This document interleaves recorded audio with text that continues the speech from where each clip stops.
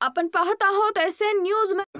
नमस्कार, मी सज्जन मागाडे, सरपंच ग्रामपंचायत जवळा। गेले अनेक वर्षापासून जवळे गावामध्ये चौफेर असा विकास होत असताना आमच्या नेत्यांनी माझ्यावरती विश्वास दाखवून माझ्यासारख्या बौद्ध समाजातील एका युवकाला सर्वसाधारण जागेवरचं सरपंचपद बहाल केलं आणि त्यांच्या आशीर्वादानं आणि बाबासाहेबांच्या कृपेनं आज जवळा गावचा सर्वांगीण विकास मी करीत आहे।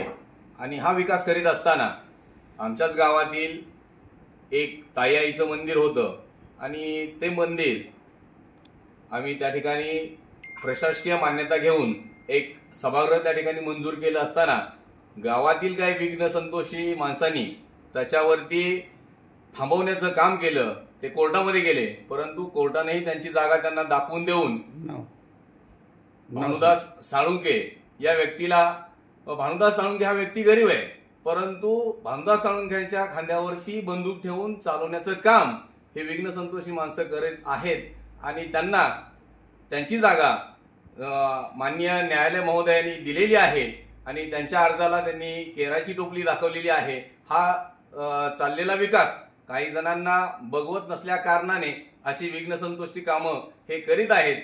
यानंतरही काही प्रलंबित न्यायालयाची कामं आहेत, तेही आमच्या बाजूने निकाल लागतील हा माझा विश्वास आहे आणि गावचा विकास हा सर्वांगीण बाजूने चौफेर असा मी करण्याचा प्रयत्न करीत आहे। मी सर्व गावकऱ्यांना विनंती करेन की अशा प्रकारचे जे कोणी विघ्न संतोषी माणसं या ठिकाणी प्रवृत्तीचे असतील त्यांना आम्ही ग्रामपंचायत आणि आम्ही सर्वजण त्यांची जागा दाखवू।